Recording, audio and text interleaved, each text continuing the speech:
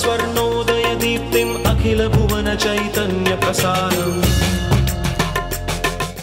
నమస్కారం, మన ధర్మం కార్యక్రమానికి స్వాగతం. ఇవాల్టి మన ధర్మం కార్యక్రమంలో మన ధర్మ సందేహాలను నివృత్తి చేసేందుకు మనతో పాటు ఉన్నారు ప్రముఖ ఆధ్యాత్మికవేత్త ఆచార్య శ్రీ తాడేపల్లి పతంజలి గారు. గురుగారు నమస్కారం. నమస్కారం అమ్మా. గురుగారు, ఈ కార్తీకంలో అన్ని రోజులు శుభప్రదమే. అందులో ఏకాదశి రోజు ఉపవాసం చేస్తే ద్వాదశి రోజున పారణ చెయ్యాలి అని అంటారు. పారణ అంటే ఏమిటి? పారణము అని అంటే ఉపవాసం తర్వాత తీసుకునేటువంటి భోజనము. ఇది మన సంప్రదాయంలో చాలా ప్రముఖంగా పేర్కొంటారు. ఉపవాసం చేయటం వల్ల ఎంత పుణ్యం వస్తుందో పారణం చేయటం వల్ల కూడా అంత పుణ్యం వస్తుంది. ఇంకొక చిన్న మెలిక కూడా పెట్టారు. ఉపవాసం చేసిన తర్వాత గనక పారణం గనక చేయకపోతే ఉపవాసం చేసినటువంటి ఫలితం నీకు రాదు అని పెట్టారు. ప్రధానంగా ఏకాదశి నాడు ఉపవాసం ఉన్నటువంటి వారు తప్పనిసరిగా ద్వాదశి తిథి నాడు పారణం చేయవలసిందే. ఇది తప్పదు. ఇది కఠినమైనటువంటి నియమంగా మన పెద్దవాళ్ళు పెట్టారు. ఏమండి, ఈ పారణం చేయకపోవటం వల్ల ఏమైనా ఇబ్బందులు ఉన్నాయా అంటే మనం చాలాసార్లు చెప్పుకున్నాం. అంబరీషుడు దుర్వాసోపాఖ్యానమే కాదు, లోకంలో ఇంకా రకరకాల వృత్తాంతాలు కూడా మనకు ఉన్నాయి. ఎందుకంటే పవిత్రమైనటువంటి ఏకాదశి తిథి నాడు ఉపవాసము, ఆ భగవంతునికి దగ్గరగా ఉండి ఎవరైతే ఆరాధన చేసి శరీరాన్ని శుష్కింప చేసుకుంటారో వాళ్ళు వెంటనే ద్వాదశి నాడు భోజనం తీసుకోవాలి. ఎందుకండి ఇలాంటి మెలిక పెట్టారు అని అంటే, శరీరం అనేటువంటిది తనంతట తాను, ఎందుకంటే శరీరం దేవాలయము, దేహో దేవాలయో ప్రోక్త. ఈ శరీరం అనేటువంటిది దేవాలయం కింద చెప్పారు. కాబట్టి ఈ దేవాలయాన్ని ఎప్పటికప్పుడు మనం పరిశుద్ధిగా ఉంచుకోవాలి. ఈ శరీరాన్ని మనంతట మనం నశింప చేసుకునేటువంటి ఆ దుర్మార్గపు చర్య మనం చేయకూడదు. కానీ ఉపవాసం ఉంటున్నాం. ఉపవాసం దేనికి ఉంటున్నామంటే ఆ ఒక్కరోజైనా సరే కళ్ళ మీదకి నిద్ర రాకుండా ఉండటం కోసం. ఈరోజు మనం పవిత్రమైనటువంటి రోజు, స్వామికి ఈ జీవితాన్ని అంకితం చేయదలుచుకున్నాం అని చెప్పి ఒక్కరోజు మనం ఉపవాసం ఉంటున్నాం, ఏమీ తినకుండా ఉంటున్నాం. శరీరం పడవలసినటువంటి పదార్థం లోపల జఠరాగ్ని రూపంగా నేను ఉంటున్నాను, అహం వైశ్వానరో భూత్వా అని భగవద్గీతలో స్వామి చెప్పాడు. కాబట్టి జఠరాగ్ని రూపంలో ఉన్నటువంటి స్వామికి మనం హవిస్సు వెయ్యాలి, లోపల ముద్ద వెయ్యాలి. వెయ్యకపోతే ఈ లోపల ఉన్న స్వామి కోపం వస్తుంది. అందులో ఒక్కరోజుకి ఆయన పర్మిషన్ ఇచ్చాడు. ఏకాదశి నాడు ఉండండి, తప్పులేదు. కానీ ద్వాదశి వచ్చేసరికి మాత్రం లోపల ఉన్నటువంటి ఈ జఠరాగ్ని రూపంలో ఉన్నటువంటి నాకు మీరు తర్పణం చేయవలసిందే, నాకు మీరు తృప్తి కలిగించవలసిందే అని స్వామి చెప్పాడు. కాబట్టి ఈ దుర్వాసో మహర్షి, అంబరీష్ ఉపాఖ్యానం మొదలైనటువంటి వాటి ద్వారా కూడాను మనకి పెద్దలు ఉపదేశం చేశారు. తప్పనిసరిగా పారణం చేయవలసిందే, అనుమానం లేదు. గురుగారు, దానం అనేది అన్ని ధర్మాలలోని శ్రేష్టమైనదిగా చెప్తూ ఉంటారు. అయితే దానం చేసేటప్పుడు, దానం స్వీకరించేటప్పుడు ఎటువంటి నియమాలని పాటించాలని మన సంప్రదాయం చెప్తుంది? దానం చేసేటువంటి వాడు చాలా జాగ్రత్తగా ఉండాలి. సరే, దానం తీసుకునేటువంటి వాడు కూడా జాగ్రత్తగా ఉండాలి. కానీ దానం ఇచ్చేటువంటి వాడు కూడా జాగ్రత్త ఉండాలి. దీనికి పూర్వం ఒక ఇతివృత్తాన్ని మన పురాణాలు చెప్తున్నాయి. నృగుడు అనేటువంటి ఒక మహారాజు ఉంటాడు. ఆయన ఆవుల్ని దానం చేసేటువంటి స్వభావం కలిగినటువంటి వాడు. ఒక ఆవుని ఆ మహారాజు గారు ఒక పండితుడికి దానం కింద ఇస్తాడు. ఇచ్చిన తర్వాత ఆ పండితుడు ఆ ఆవుని పాపం చక్కగా మేపుకుంటూ ఉంటాడు. అయితే కొంతకాలం తర్వాత రెండో బ్రాహ్మణుడు ఒక ఆయన వస్తాడు, పండితుడు. వచ్చిన తర్వాత ఆయనకు కూడా ఒక ఆవుని దానం ఇస్తాడు. అది ఈయనకి తెలియకుండా దానం ఇస్తాడు. ఏంటంటే ఆ మొదట బ్రాహ్మణుడికి ఇచ్చినటువంటి, ఆ పండితుడికి ఇచ్చినటువంటి ఆవు పొరపాటున మళ్ళీ రాజుగారి మందలో కలిసిపోయింది, ఆవుల మందలో కలిసిపోయింది. ఇది ఆ ఆవు అన్న విషయం ఈయనకి తెలియదు, ఈ నృగ మహారాజుకి తెలియక పాపం మామూలుగా దానం అడిగాడు కదా అని చెప్పి ఆ మొదట దానం చేసినటువంటి ఆవునే ఈ రెండవ పండితుడికి కూడా మళ్ళీ తిరిగి ఇస్తాడు. ఇచ్చిన తర్వాత మొదటి పండితుడు తగాదాకు వస్తాడు. మహారాజా, ఆ ఆవు నాది, నాకు మొదట మీరు దానం ఇచ్చారు, నాకు దాన్ని తిరిగి ఇవ్వవలసింది అంటే రెండో వాడు అంటాడు, అది ఎలా కుదురుతుంది మహారాజా, నువ్వు నాకు దానం ఇచ్చావు, అది నువ్వు మొదట దానం ఇచ్చావా లేదా అన్న విషయం నాకు తెలియదు, నువ్వు దానం ఇచ్చావు కాబట్టి ఈ ఆవు నాదే. పాపం బతిలాడుకుంటాడు మహారాజు, అయ్యా పొరపాటు అయిపోయింది, ఇది మొదటి వాడికే సంబంధించి ఆవే నేనే ఇచ్చాను, కానీ పొరపాటున నా మందలో కలిసిపోయింది కాబట్టి తెలియక రెండో వాడికి ఇచ్చాను. రెండో వాడిని బతిలాడుకుంటాడు, అయ్యా నీకు కావాలంటే ఇంకా వేల కొలది ఆవులు నీకు నేను దానం ఇస్తాను అని ఆ నృగమహారాజు అంటే రెండోవాడు ససేమిరా అంగీకరించడు, మొదటివాడు అంగీకరించడు. మా యొక్క శాపాలు నీకు తగులుతాయని చెప్పి కోపంతో వాళ్ళు వెళ్ళిపోతారు. చివరికి ఈ రకంగానే వాడు మరణిస్తాడు ఆ నృగమహారాజు. ఆ యమలోకంలో వాడికి శిక్ష వేస్తారు. తెలిసి చేసినా తెలియక చేసినా దాన విషయంలో నువ్వు పొరపాటు చేసావు, ఈ ఫలితంగా నువ్వు యమలోకానికి వచ్చావని చెప్పి ఆ నృగమహారాజుకి శిక్షలు వేసిన తర్వాత, అయ్యో నేను తెలియక చేశాను నన్ను క్షమించండి అని చెప్పి నృగమహారాజు చెప్తే, నిప్పే అంటుకుంటుంది, కాలుస్తుంది, కాబట్టి దీని ఫలితాన్ని నువ్వు అనుభవించవలసిందని చెప్పాడు. మరుసటి జన్మలో వాడు నువ్వు శ్రీకృష్ణ పరమాత్మ యొక్క స్పర్శ చేత నీకు విముక్తి కలుగుతుందని చెప్తారు. వాడు ఒక బావిలో ఒక తొండ అవతారం ఎత్తుతాడు. శ్రీకృష్ణుడు ఆ తొండని ముట్టుకున్న తర్వాత బావి అంతా ఆక్రమించేటువంటి పెద్ద పరిణామంతో ఉంటాడు. ఆ తొండని ముట్టుకున్న తర్వాత వాడికి పూర్వస్మృతి వాడికి కలుగుతుంది, వాడి యొక్క శాప విముక్తి కూడా వాడికి కలుగుతుంది. సరే, మొత్తానికి ఈ కథలో మనం తెలుసుకోవాల్సింది ఏంటంటే దానం చేసేటప్పుడు చాలా మెలకువగా ఉండాలి. కాబట్టి ఏదైనా ఒక దానం చేసిన తర్వాత ఒకరికి దానం చేసినటువంటి దాన్ని మళ్ళీ ఇంకొకరికి, ఎందుకంటే తస్మాత్ జాగ్రత్త జాగ్రత్త జాగ్రత్త. ఈనాటి సంప్రదాయాల్లో తెలుసో తెలియక చాలామంది అదే పద్ధతి చేస్తున్నారు. ఒకరికి దానం చేసేటువంటి దాన్ని మరొకరికి గనక దానం చేస్తే ఆ దానం చేయించేటువంటి వాడు కర్త కారయిత ప్రేరకశ్చ అనుమోదక. చేసేవాడు చేయించేవాడు చేసిన దాన్ని చూస్తుండేటువంటి వాడు దాన్ని చూసి సంతోషించేటువంటి వాడు, ఈ నలుగురు కూడా తప్పనిసరిగా ఫలితాన్ని అనుభవించవలసి వస్తుంది. కానీ దాన విషయంలో అన్ని విషయాల్లోగానే చాలా జాగ్రత్త వహించాలి. 1-2 సార్లు చర్చించుకొని దానం చేయాలి. గురువుగారు, అన్నదమ్ముల మధ్య వైర్యానికి వేరే ఎవరో కారణం కానవసరం లేదు, వాళ్ళ మధ్య ఉన్నటువంటి విద్వేషాలు అపోహలే కారణంగా ఉంటాయి. ప్రస్తుత కాలం అంటే ఈ వర్తమాన కాలంలో కూడా కనిపించే వాస్తవం అదే. అయితే ఈ వృత్తాంతాన్ని మహాభారతం ఎలా విశ్లేషిస్తుంది? ఎవడో కూడా నిప్పు పెట్టక్కర్లేదు, వాళ్ళకి మాలే నిప్పు పెట్టుకుంటారు. ఇదే విషయం. ఎందుకంటే అన్నదమ్ముల మధ్య అపోహలు ఏర్పడకూడదు. అది ఈనాటి సమాజానికి కూడా మనకు సందేశం. సుందోపసుందులు అని చెప్పి 2 అన్నదమ్ములు, సుందుడు ఉపసుందుడు, 2 రాక్షసులు. బ్రహ్మదేవుడి గురించి తపస్సు చేస్తారు. మామూలు అందరు రాక్షసులు కోరుకున్నట్టుగానే ఈ సుందోపసుందులు కూడా బ్రహ్మని ఏం వరం అడుగుతారంటే మాకు సావు రాకుండా చెయ్యండి. రే అది కుదరదరా బాబు, ఇంకేదన్నా అడగండి అంటారు. సరే, చివరికి ఒక అంగీకారానికి వచ్చి వాళ్ళు ఎవ్వరూ మమ్మల్ని చంపటానికి వీల్లేదు, మాలో మేము కొట్టుకుంటే కానీ మేము చనిపోవటానికి వీల్లేదు అని చెప్పి వరం అడుగుతారు. ఎందుకంటే వీళ్ళకి విశ్వాసం ఏంటంటే మేమిద్దరము పరస్పరము ప్రేమ కలిగినటువంటి వాళ్ళం, మాలో మేము కొట్టుకునేటువంటి పరిస్థితి రాదు, కాబట్టి మాకు ఎన్నటికీ చావు రాదు అని అన్నదమ్ములైనటువంటి సుందోపసుందులు భావిస్తారు. కానీ ప్రతిదానికి దేవుడు ఎక్కడో ఒక చోట ఒక పరిష్కార మార్గం పెడతాడు దుష్టత్వానికి. అందువల్ల విశ్వకర్మ అనేటువంటి వాడిని పిలిచి తిలోత్తమ అనేటువంటి ఒక చక్కటి అప్సరసని సృష్టిస్తారు. సృష్టించిన తర్వాత అప్పటిదాకా కూడా అన్నదమ్ములు పాపం ఒకరంటే ఒకరికి ప్రాణం. ఈ తిలోత్తమ అనేటువంటి ఈ అప్సరసను చూసిన తర్వాత ఆవిడ ఒక చెయ్యిని సుందుడు పట్టుకుంటాడు, ఇంకొక చేతిని ఉపసుందుడు పట్టుకుంటాడు. నాది, ఈ అమ్మాయిని నేనే పెళ్లి చేసుకోవాలి. నువ్వెలా పెళ్లి చేసుకుంటారా, నీకు ఈవిడ వదిన గారు అవుతుందిరా అని వాడు, నీకు ఇది మరదలవుతుందిరా అని. అరే నేను చెప్తుంటే వినిపించుకోవాలి. అప్పటిదాకా కూడా ఎంతో ప్రేమగా ఉండేటువంటి అన్నదమ్ములు ఈ తిలోత్తమ కారణంగా ఈ తిలోత్తమ పక్కకి నెమ్మదిగా తప్పుకుంటుంది. ఒకరి మీద ఒకరు పిడిగుద్దులు గుద్దుకోవటం ప్రారంభిస్తారు, ఆయుధాలు తీసుకుంటారు, ఒకరినొకరు విపరీతమైన పోరాటం చేసుకొని ఒకరి చేతిలో ఒకరు చస్తారు.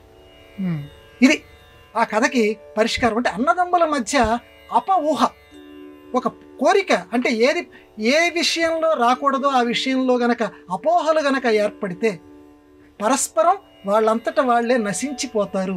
వేరే వాళ్ళు ఎవరూ కూడా చిచ్చు పెట్టనక్కర్లేదు. కాబట్టి అన్నదమ్ములారా అనుబంధంతో ఉండండి, మీ మధ్య చిచ్చు పెట్టుకోకండి అని ఆధునిక సమాజానికి కూడా ఈ సుందోపసుందుల కథ చక్కటి జ్ఞానోపదేశం మనకి చేస్తోంది.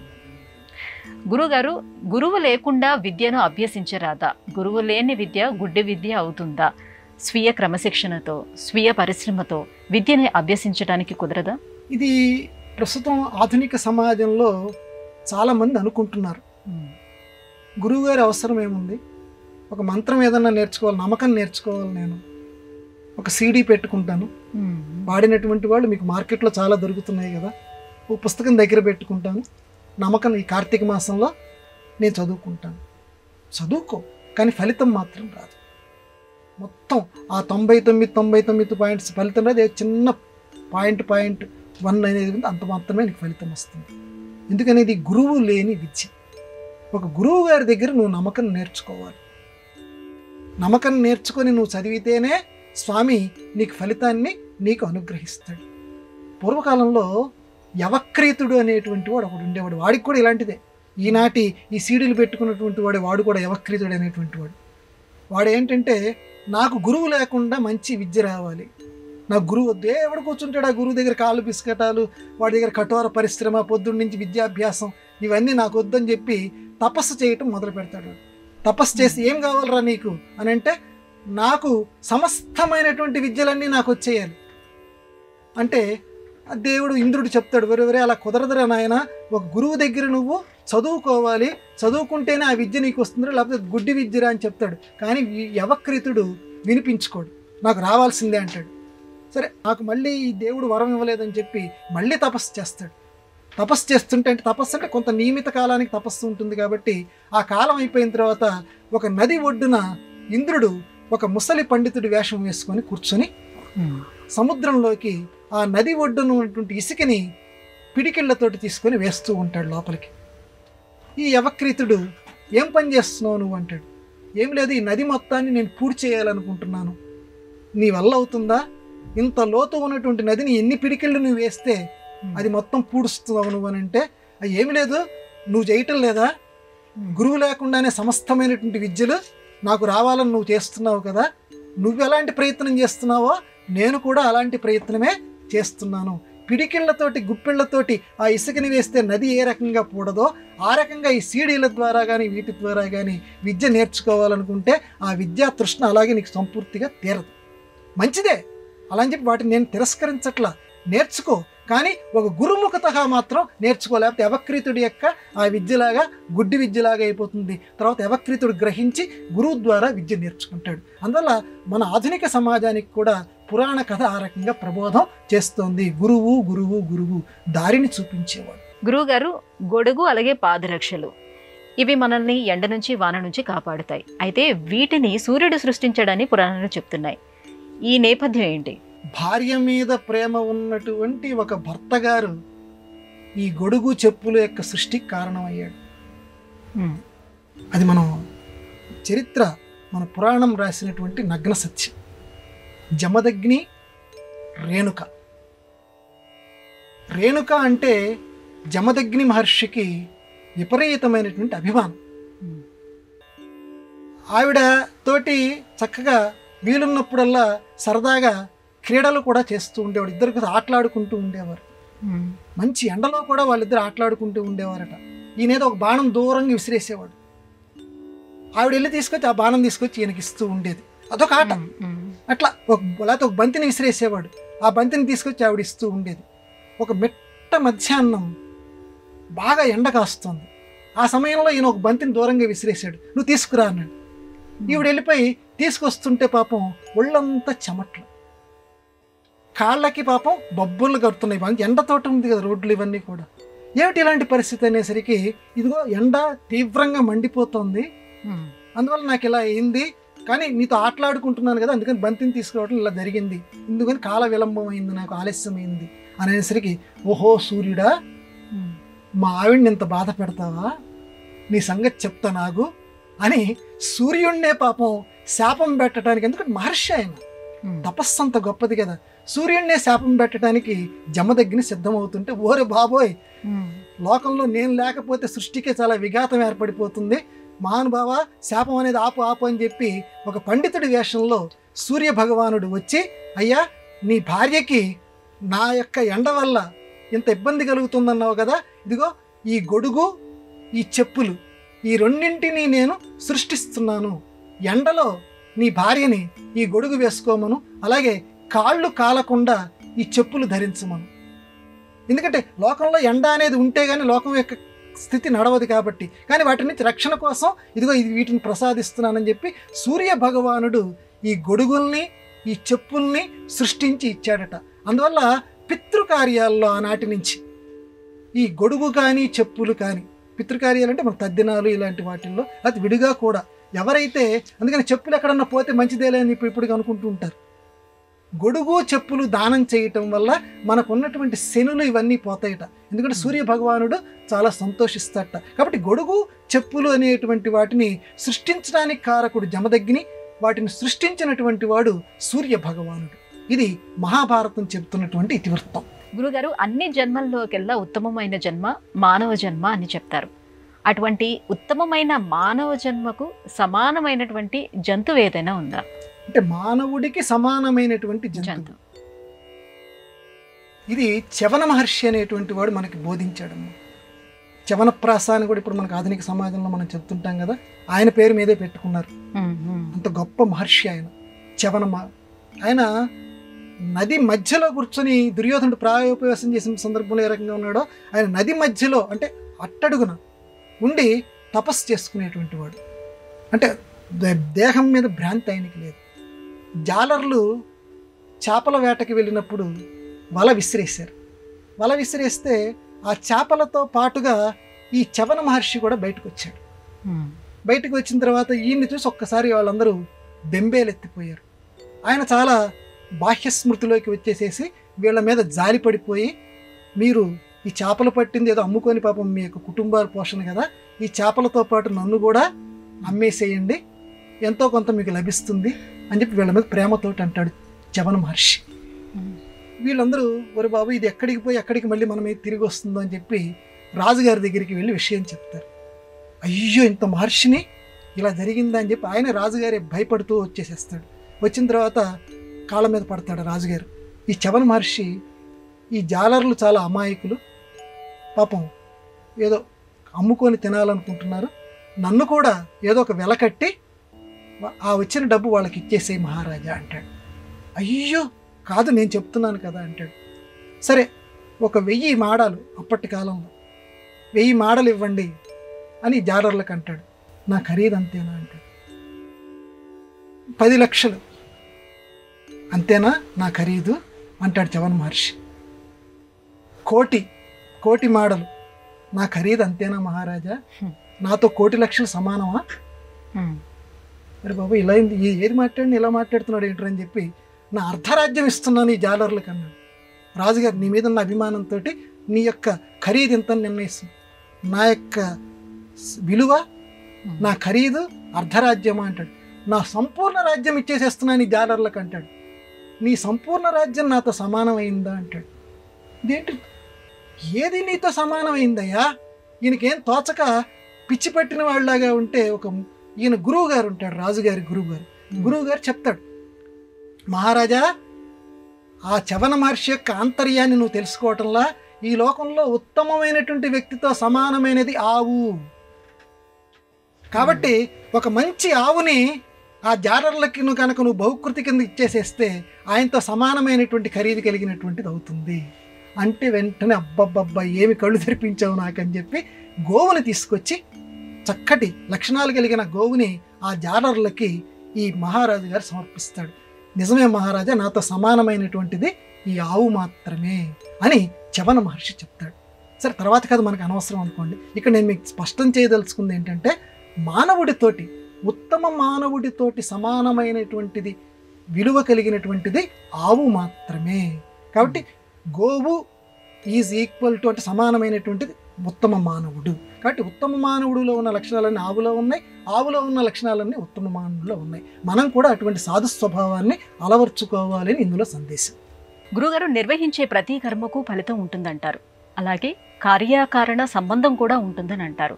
కానీ కర్మ చేసి ఫలితం ఆశించకూడదని అంటారు, ఇది సబబేనా? నిర్వహించే ప్రతి కర్మకి కూడా ఫలితం అనేది తప్పనిసరిగా ఉంటుంది. ఉదాహరణకి పెద్దవాళ్ళు చాలా చమత్కారంగా చెప్పారు ఈ విషయం. కళ్ళు చెట్టుకున్నటువంటి ఒక పండును చూసాయి, ఆ పండు కావాలి అని అనుకున్నాయి. కళ్ళు ఆ పండు దగ్గరికి వెళ్ళలేవు. కళ్ళ యొక్క ప్రేరేపణతోటి కాళ్ళు ఆ చెట్టు దగ్గరికి వెళ్ళాయి. కాళ్ళు ఆ పండుని కొయ్యలేవు, చేతులు ఆ పండుని కోసాయి. చేతులు తమంతట తాము ఆ పండుని తినలేవు. అప్పుడు నోటికి అవి అందించాయి. నోరు ఆ పండుని స్వీకరించింది, కానీ తాను వాటిని జీర్ణించుకోలేదు. లోపల ఉన్నటువంటి పొట్ట దానిని జీర్ణించుకుంది. ఇదే సమయంలో వాడిది కానటువంటి పండు, అంటే ముందుగా తోటమాలి యొక్క పర్మిషన్ అనుమతి తీసుకున్నటువంటి ఆ పండు వీడు తీసుకున్నాడని చెప్పి వీపుకి దెబ్బ తగిలింది.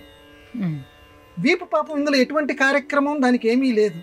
అప్పుడు వీపుకి దెబ్బ తగిలిన తర్వాత కళ్ళ వెంబడి కన్నీళ్ళు వచ్చాయి. ఇప్పుడు మీకు నేను చెప్పింది ఒక అవగాహన వచ్చిందని అనుకుంటున్నాను. అంటే తను చేసినటువంటి కర్మ తాను అనుభవించక ఏరికైనా తప్పదన్న. కళ్ళు మొత్తం ఈ కార్యక్రమం మొత్తానికి ఆ పండును స్వీకరించడానికి ప్రధానమైనటువంటి కారణం కళ్ళు.